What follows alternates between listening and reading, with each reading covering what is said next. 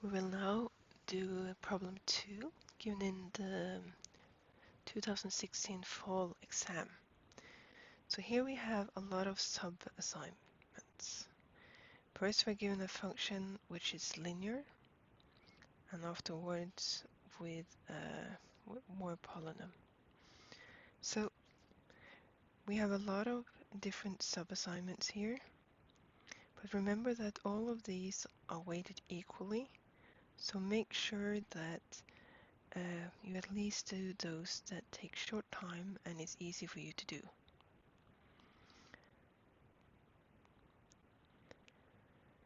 Let's start with A. Here we are asked to plot the function from x equals -3 to x equals 3. Okay, both of these expressions are straight lines, so we only need 2 points on each. So we need 2 points where x is less than 1. Let's take f equals -3, which will be -3 plus 1 minus 2, and 0. There we have 2 points. And now we need x larger than 1, so let's take f of 2, which will be -2 times 2 plus 4, which will be 0, and 3. Which points you choose here is totally up to you. You only need 4. You need 2 on each, which will be 4 in total. Okay, so now I'm able to make coordinate system. We have x and we have y. So remember to name your axis. 1, 2, 3, that was our maximum for the plotting, and -3 was our minimum. 1, 2, 3, -1 and 2. Okay, the first one here is x plus 1. When f equals -3, we get 2, and when x equals 0, we have 1. Sorry, not plus 2, -2. We see also that we have 1 in front of the x, so when we go 1 in x direction, we need to go 1 in y direction also. It's what we call stigningstall in Norwegian. So this is supposed to be a straight line. And we also see that here this point is included because x is supposed to be less or equal to 1. For the other line, we see we have f of 2 equals 0, so when x equals 2, y equals 0, and when we have 3, we get -2. Here we have a gradient of -2. So if we go 1 in x direction, we need to go 2 down in y direction. So if we 1 here, we get -2 here. So if you go 1 and 2, we go up here. And here our 1 is not included. So that would be our sketch. It doesn't have to be perfect. We just need 2 points on each straight line, or we could use the gradient. And we also need to name our axis and our graph. And that's it. Okay, in B, find by calculation the vertical intercept. Also find the output function when the argument is -2. The vertical intercept is where the graph crosses the y-axis. and that's basically when x equals to 0. Okay, when x equals to 0, we're in this regime, so we get 0.1 equals 1. So our vertical intercept would be 0, 1, which is this point here. Also find the output when the argument is -2. So f of -2, again, we are in the same regime here. So get -2 plus 1 equals -1. So output is -1 when argument is -2. The reason for this question is simply to check that you understand the concepts of output and argument. C. Find by calculation the points where the function intersects the x-axis. So if we go up to our graph, we see that we have 2 points where we intersect the x-axis.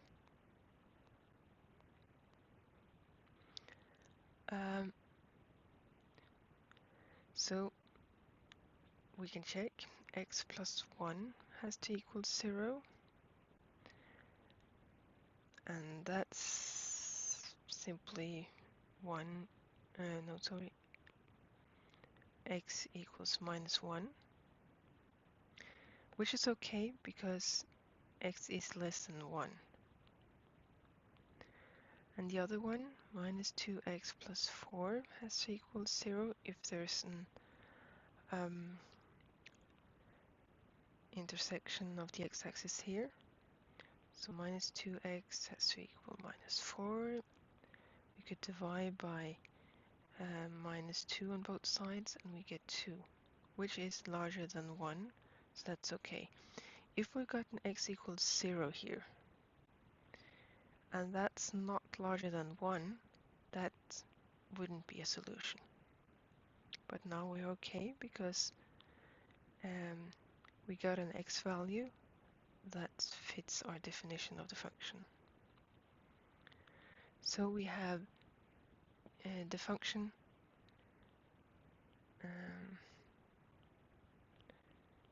intersects the x-axis at x equals -1 and x equals 2. We could also go up and check if that's the same as we had here. Yes, we do here and here. So it's not enough just to point to the graph, we're supposed to find it by calculation.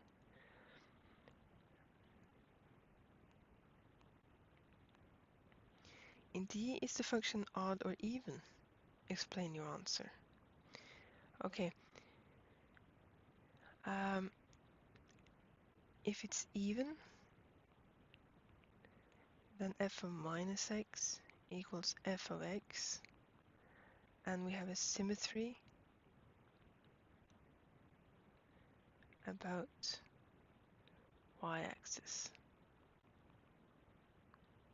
If it's odd, f of -x equals -f of x, and we have a symmetry about origin. So in the first one we could have something like this, and in the second one we could have something like this.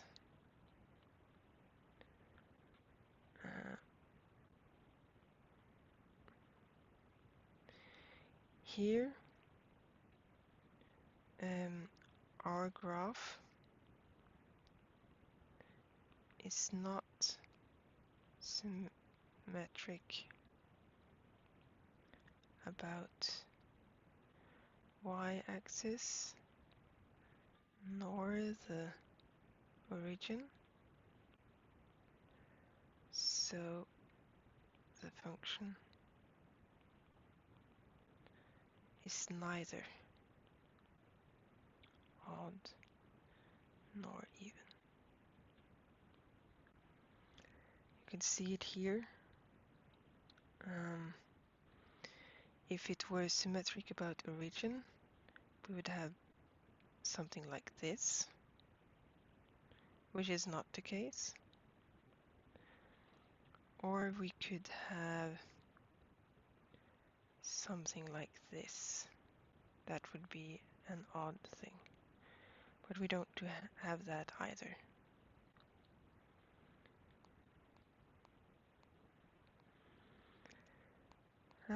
That was D. Now we'd go to E. Test if the function is continuous. We have two straight lines, and straight lines are continuous. So we need to check if it's continuous when x equals 1. So in order for it to be continuous, we need to approach 1 from both sides and make sure it equals the value we have when x equals 1. This is a definition of continuously. Okay, if we go from the minus side, so x approaches 1 from the left-hand side, then we'll use this. It could be 0.999999, but not 1.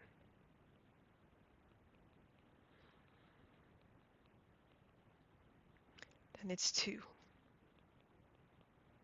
If we insert x equals to 1, we're still in the same domain here. So we get 1 plus 1, we get 2. So you can say that this one is not really necessary because we could put x equals to 1 in the first straight line. But the second limit is important.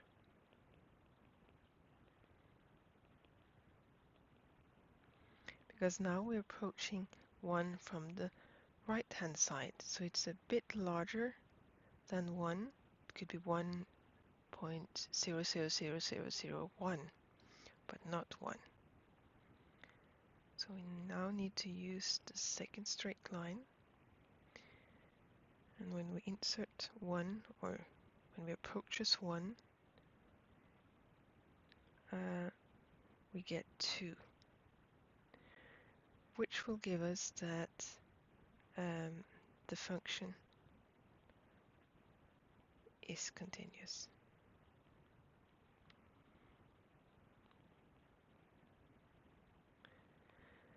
So we can draw our graph without lifting our pen.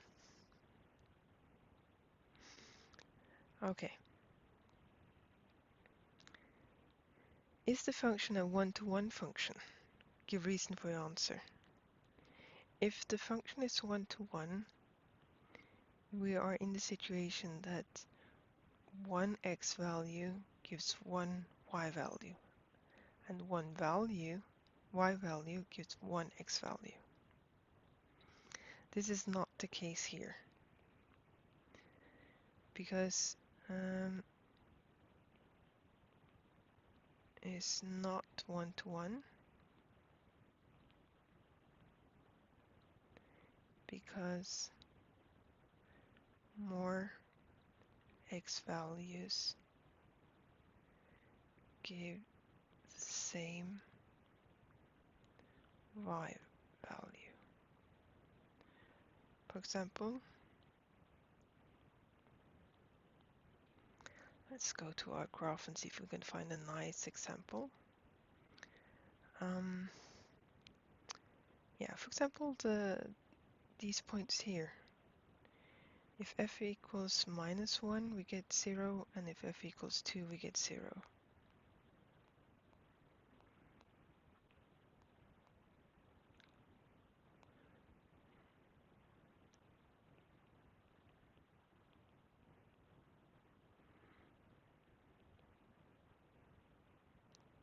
So two different x values give the same y value.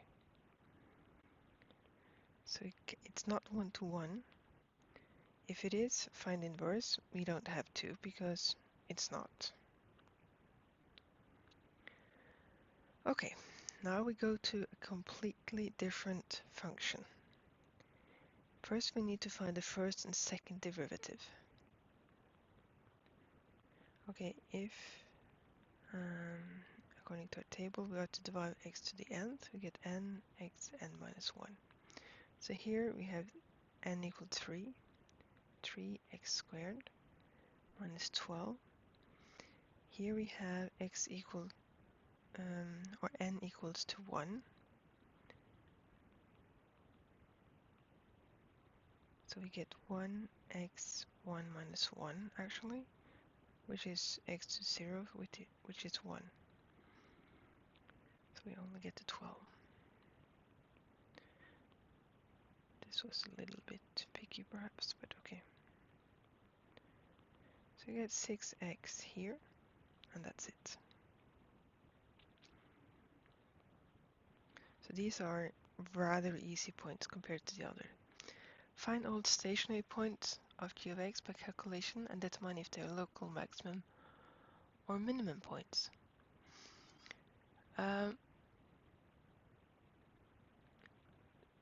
So in all these maximum and minimum points, stationary points, we need to put the derivative to 0. Wait a minute. Set g derivative of x equals to 0 to find stationary points.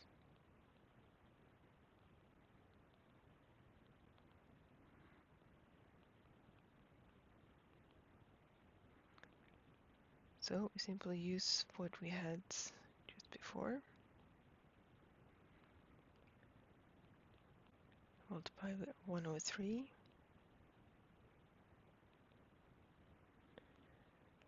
We could move the 4 to the other side. And we can take the square root.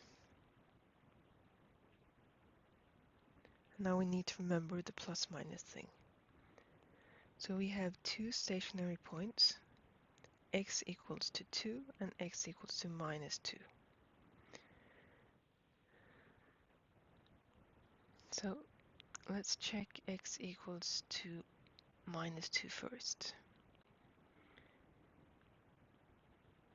First need to find the y value.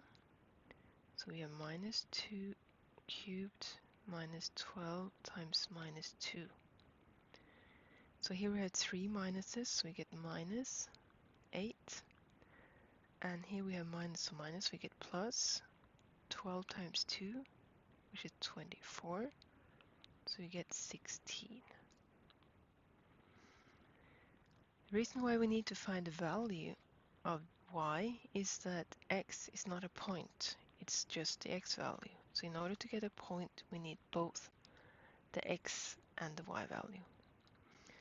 And we also need to figure out whether or not it's a local maximum minimum. So I use the second derivative test. And g, double derivative of g was 6x. So this will be 6 times minus 2, which is minus 12. And that's less than 0. So we will need a maximum point. So this will result in the fact that x, y equals to minus 216 is a local maximum.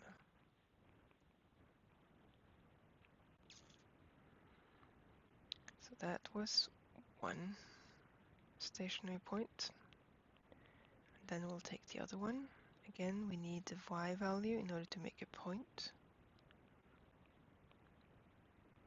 Now we get 8 minus 24, so we get minus 16. We find the double derivative of 2. That's larger than 0. So we have a happy face and a local minimum. So the point 2 minus 16 is a local minimum.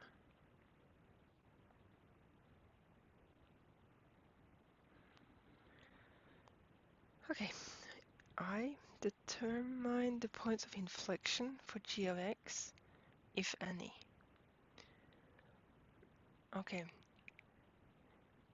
the points of inflection is where the double derivative equals 0.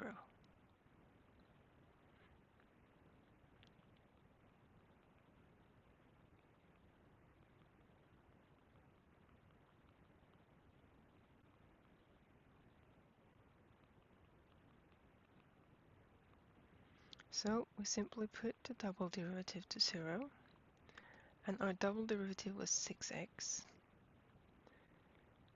which will give us x equals to 0. We also need the y value, which is 0 to the third minus 12 times 0, so it's 0. So 0.0 is a point of inflection.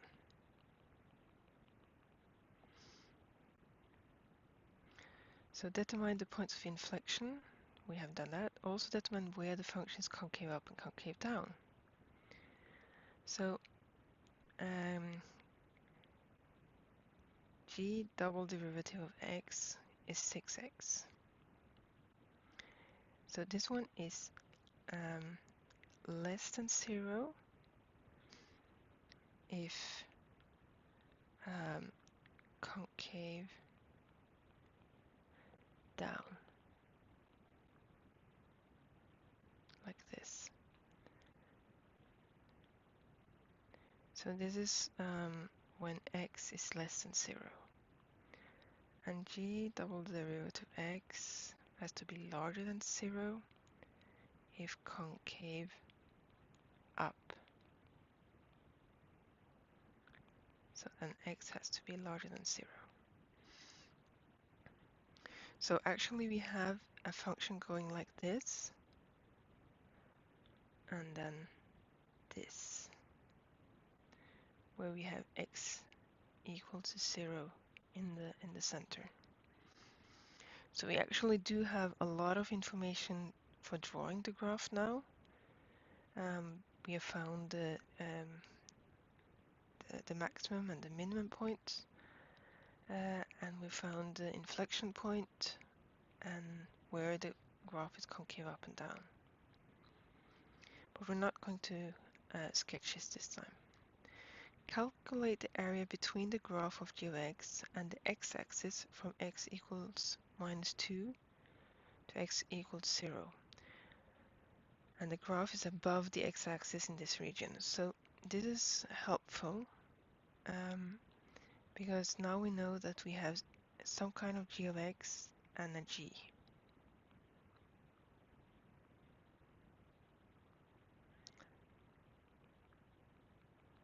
So minus 2 to 0.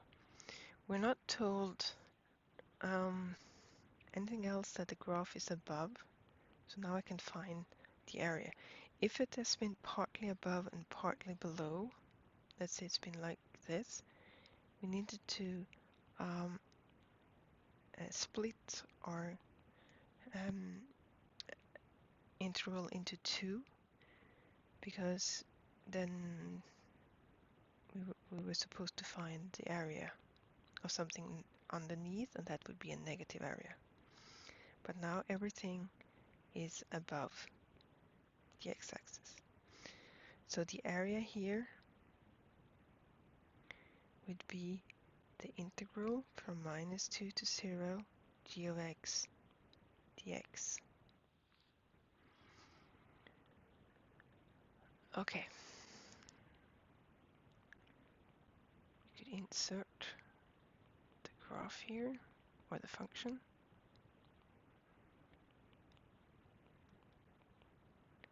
And we get 1/4 x to the 4th minus 12/2 x squared, like this. Okay, we could clean it up a little bit, because 12/2 is 6.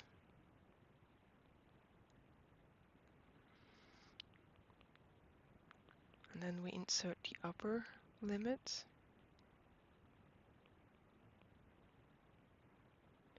Minus what we have in the lower limit.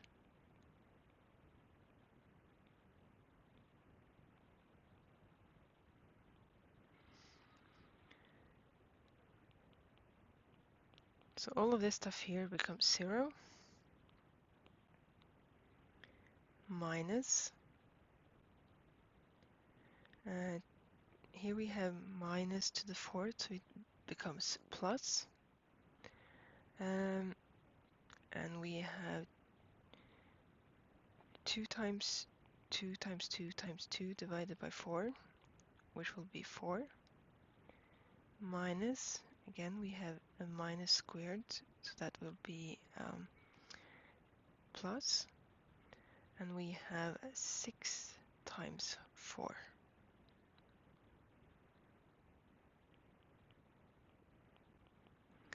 So we end up with 20.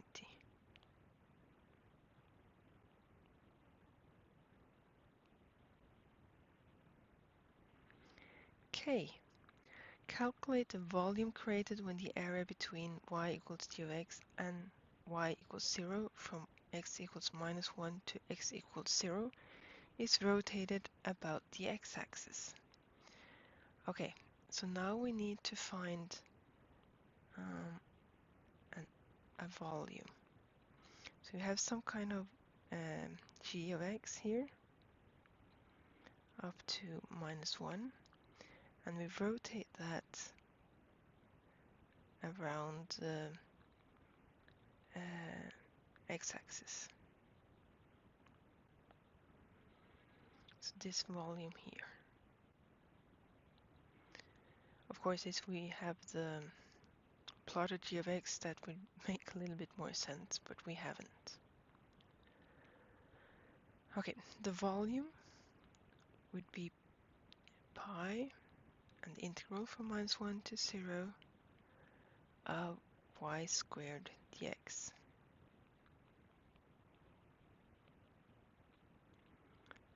And y squared, well, then we need to insert our expression for g here, like that.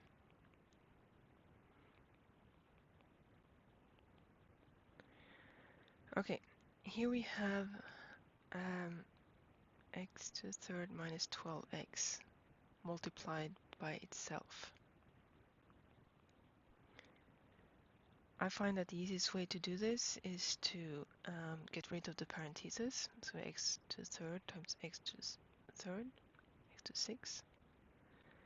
And then we have x 3rd times this one. So now we multiplied x 3rd with the whole parentheses. Now we need to multiply minus 12x with these two terms. So it's minus 12x to the 4th. Minus times minus is plus. Then we have 12 squared times x squared. So this will become x to the 6th minus 24 x fourth, because we have minus 12 minus 12, and plus 144 x squared.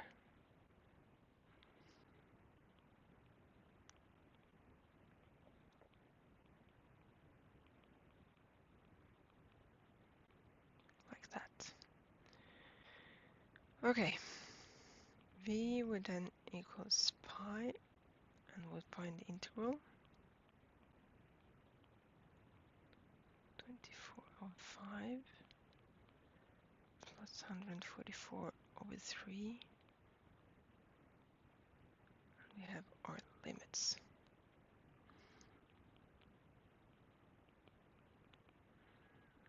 So we insert our upper limit.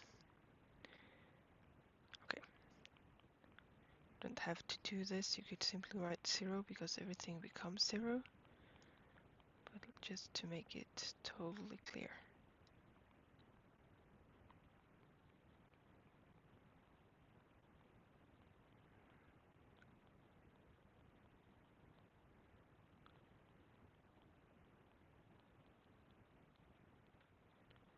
Like that. Okay, and I would put this into my calculator, and all of that becomes 0, and I have a minus in front of the parentheses, and then I have minus 1 to 7, 5 and 3, so only odd numbers. So all of these would become negative, and then multiply with the negative. So I'll get plus. So I'll get 1 over 7 minus 24 or 5, and then the minus, this minus and this minus will make up for each other, and I will have a minus because of this one, and the same thing here. This minus and this plus will be minus, and this minus then will become plus. If you put it directly into your calculator, please put parentheses around minus 1, and hopefully you should be okay. If you want the accurate number, you will get something like this, or you could simply use decimals. Both of these will be correct. So that was